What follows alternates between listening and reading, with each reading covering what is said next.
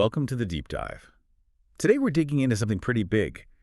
How generational shifts, how they move through organizations and really shape society. It's kind of like looking back at major historical changes. Yeah, absolutely. Think about Japan, for instance. You had the long stability of the Tokugawa Shogunate, right? Right. And then suddenly, not suddenly, but eventually this massive shift with the Meiji Restoration. It's a useful parallel. Okay, so that's our framework. And we've been looking at excerpts from Reinventing Beyond Ancient Wisdom of Japan, Chapter 7 specifically.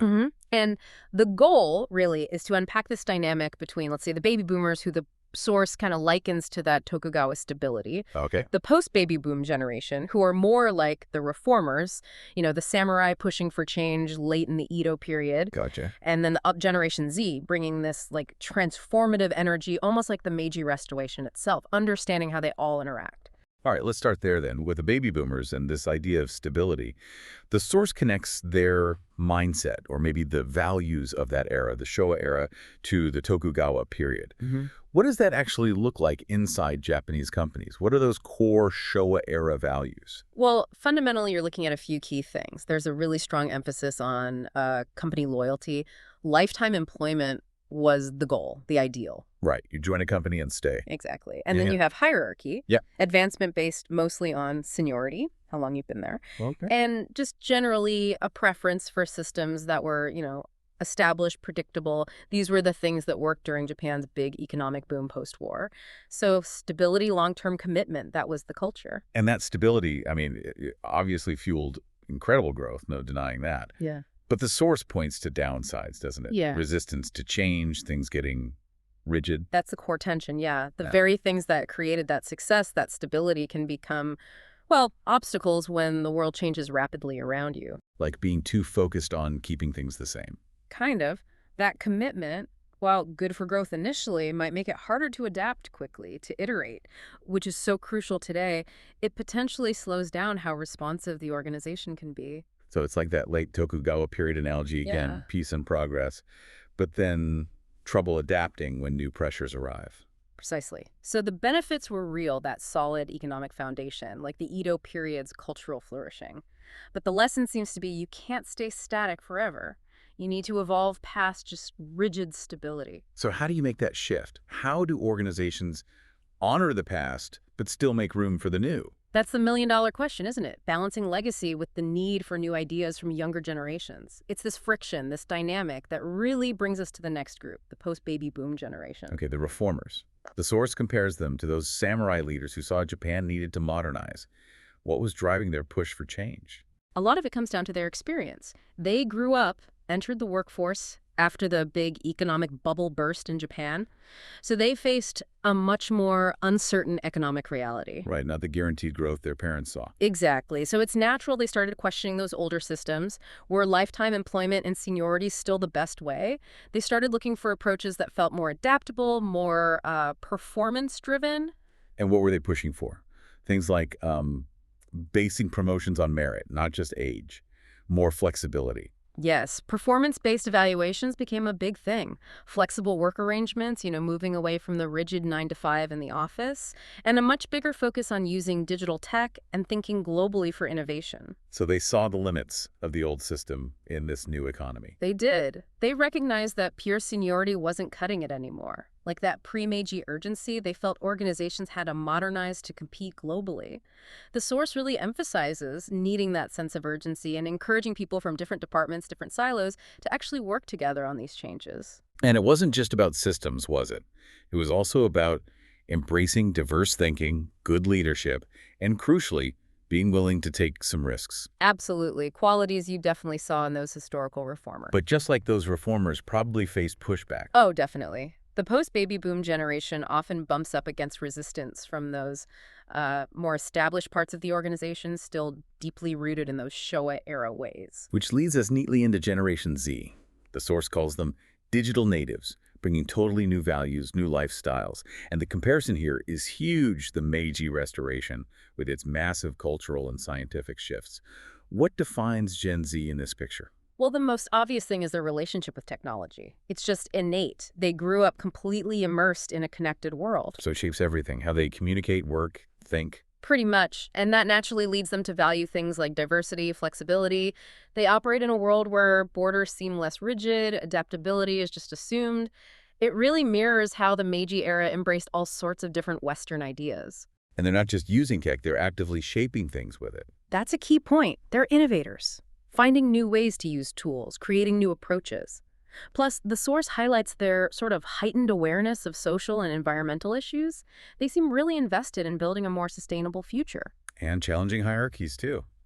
Preferring flatter structures. Yeah, there's a definite preference for less top-down, more collaborative ways of working, where ideas can come from anywhere, flow more easily. So that historical echo the source talks about really comes through the established baby boomers, the reforming post-boomers, and now the transformative Gen Z. And it's so important to see how these generational layers directly connect to how organizations change or don't change. History shows these transitions are rarely smooth. There's almost always friction. Stability versus flexibility. The source keeps coming back to that balancing act, doesn't it? Respecting the past, but adapting for the future. Like how Meiji Japan didn't just throw everything from the Edo period away. Exactly. And what makes that balance possible? It's mutual understanding. Yeah. The cooperation between the generations. You need the experience of the boomers, sure, but you also need the adaptability and the tech savviness of the younger groups. Put them together, and that can drive real progress. But let's dig into that friction a bit more.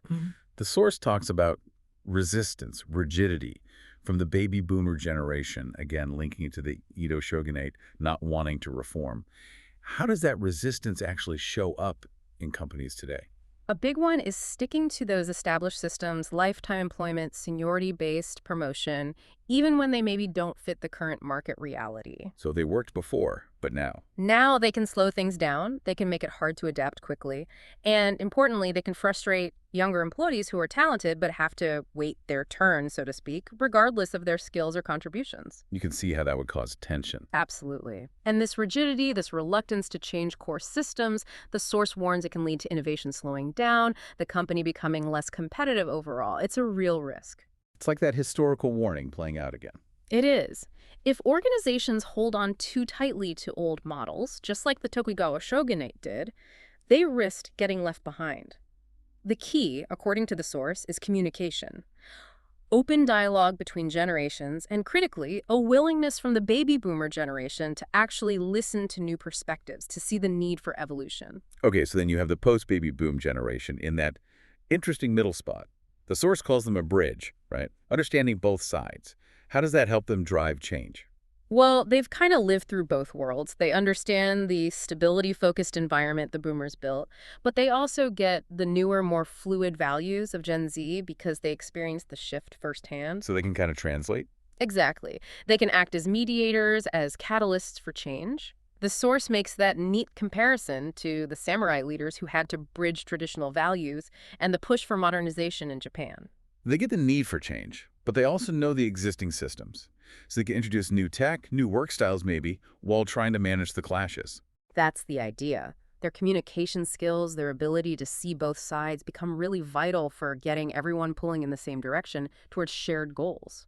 Okay, and then Gen Z again. The source really emphasizes their use of technology. It's not just a tool, it's the tool, and they use it differently. It's fundamental to how they operate. Their understanding of digital tools is intuitive, seamless. It's just part of how they live and work. The source even compares their impact to something as huge as the Industrial Revolution during the Meiji era. Wow. So sparking innovation everywhere, business, creativity, how we work. Yeah, and even using tech to tackle big issues like climate change or social inequality. They see technology as a lever for impact. We see that with things like remote work, freelancing becoming more common. Definitely. And also how they approach business itself, more bottom-up ideas, using social media differently for marketing, crowdfunding, it's reshaping models. The source is pretty clear. Companies need to adapt to attract and integrate this generation. So this mix of their values and their tech skills, it's really pushing transformation. Absolutely. Think about things like AI, IoT, blockchain. They're not just buzzwords for Gen Z. They're tools they're comfortable with, using them to make things more efficient, create new services. And they pick up new platforms, new ways of doing things incredibly quickly. Much faster, generally, which forces businesses to keep up. And again, often linking that tech use back to social responsibility. Okay, and this ties into the flattening of organizations we mentioned, their preference for less hierarchy. The source likened that to the Meiji Restoration, getting rid of feudal ranks. Right. The idea is that flatter structures let information move faster, decisions can happen quicker, ideally. More people get a say. It encourages more people to contribute ideas, fosters more diversity of thought, creativity, and digital tools, of course, make that kind of collaboration easier across teams, even across countries. But the source mentioned challenges there too, right? Like, who's actually responsible? Does decision-making slow down if everyone has an opinion? Yeah, those are valid points. Flatter isn't automatically perfect. You need clear ways to manage accountability and navigate disagreements when you have more voices involved. It requires a different kind of leadership, maybe more like servant leadership. Okay. And the final big theme was sustainability, Gen Z pushing for environmental and social justice, again with that Meiji nation-building parallel. It's a really strong current with this generation, a deep focus on things like renewable energy, the circular economy, fighting inequality, promoting diversity. It's not just a side issue. It seems core to their values. And tech helps them connect globally on these issues. For sure, it amplifies their voice, helps them organize and advocate on a global scale. And the message seems to be we need all generations working together on this stuff. Absolutely. You need the experience and resources of the older generations combined with the energy, the tech skills, and the strong values-driven approach of the younger ones to really tackle these massive global challenges. Education and policy need to support that collaboration too. Now, let's loop back to some of those lingering Showa-era issues, the source details. The downsides of seniority and lifetime employment systems, specifically. Right. While they offered security, the source argues they now really hamper flexibility. In today's fast-moving world, you need agility. And they can hold back talented younger people. Yeah, if promotion is mostly about age, not ability, that's demotivating. And lifetime employment, while maybe comforting, makes it harder for organizations to resize or restructure when needed. Talent doesn't always end up in the best place. It clashes with how people want to work now, too. Definitely. So the push is towards performance-based models, more flexible options, acknowledging they worked then, but needing something different now. And this links to innovation stalling. Those old values hindering new ideas. It's connected, yes. If the culture resists new tech or new business models because that's not how we do things, innovation naturally suffers. Organizational rigidity, maybe undervaluing younger voices. Hierarchy's getting in the way. They can, yeah, creating barriers. Plus, a culture that's very risk-averse, maybe coasting on past success, isn't going to foster breakthroughs. So you need cultural change, new leadership styles, maybe bringing in outside perspectives. All of the above, according to the source. It's about creating an environment where new ideas are welcomed, not stifled. And that connects to slow decision-making, too. Hierarchies and risk aversion. Exactly. If every decision has to go way up the chain and everyone's afraid of making the wrong call, well, things grind to a halt. Which is deadly in competitive markets. Absolutely. You lose opportunities. So again, it points to needing cultural shifts, maybe streamlining how decisions get made, creating a culture where calculated risks, even failures, are seen as learning opportunities. Technology can help speed things up too, of course. What about adapting to globalization? Showa values sometimes meant a very domestic focus, right? Historically, yes. That focus on internal stability sometimes meant Japanese companies were slower to adapt to global competition, global talent, global ways of working. Losing competitiveness? In some sectors, yes. Delays in attracting international talent, cultural and language barriers, organizational cultures not quite aligned with global norms. So it requires a big shift in mindset, leadership with global experience, using tech better for global reach. All crucial. And collaboration with government, education to build those global skills and perspectives. Lack of diversity is another point the source raises, linked to that Showa emphasis on homogeneity. Right. If everyone comes from a similar background, thinks similarly, you miss out on the benefits of diverse perspectives for problem solving, innovation, understanding different markets. It impacts everything from decisions to attracting talent. It does. So the solution involves rethinking hiring, evaluation, fostering cultural understanding, maybe using tech to connect diverse teams. And work style reform. The long hours culture. Ah, yes, the classic Showa work ethic, which often clashes badly with desires for work-life balance, especially among younger generations. Leading to burnout, low morale. And potentially lower productivity, ironically. Slow adoption of flexible work also means losing talented people who want or need that flexibility. So reevaluating the culture. ditching long hours as a measure of success, actually implementing flexible options. Using tech to enable flexibility and leadership modeling that change. It's a whole package. And this all feeds into a general conservatism in corporate culture, resisting change. Often, yes. A culture rooted in past success can be very resistant to new ways of thinking, new methods, new tech. It can limit the input of younger or diverse employees. And that fear of failure, again, stifles risk-taking. So overcoming that needs a mindset shift, more bottom-up input, embracing risk, diversity, tech, new leadership. Seems like a recurring theme. It really is. These issues are all interconnected. And the consequence, dissatisfaction among younger workers, high turnover. That's a major risk. If younger generations don't see opportunities for growth, innovation, or work-life balance that align with their values, they're more likely to leave. Which hurts the company, losing talent, losing knowledge. Exactly. It impacts competitiveness long term. So addressing those points, flexibility, merit-based evaluation, innovation opportunities, cultural change becomes critical for retention. Finally, the source broadens the lens. It says clinging to these outdated Showa values isn't just bad for companies, it affects society as a whole. How so? Well, if major parts of the economy are slow to adapt, it can slow down society's response to big challenges, like environmental issues if we're stuck on old industrial models. Social inequality, too, through outdated work practices. Potentially, yes. It can risk overall economic competitiveness, maybe even impact public services if the economy stagnates. So the call is really for a fundamental rethink, prioritizing diversity, flexibility, collaboration, using tech wisely, strong leadership. Yes, a broad societal effort to update these systems and values to meet current and future challenges. So, wrapping this deep dive up, it's clear this generational interplay is incredibly powerful. It's shaping everything around us, our workplaces, our society. There's tension, definitely, but also huge opportunities. Yeah, that tension between stability and adaptability is key.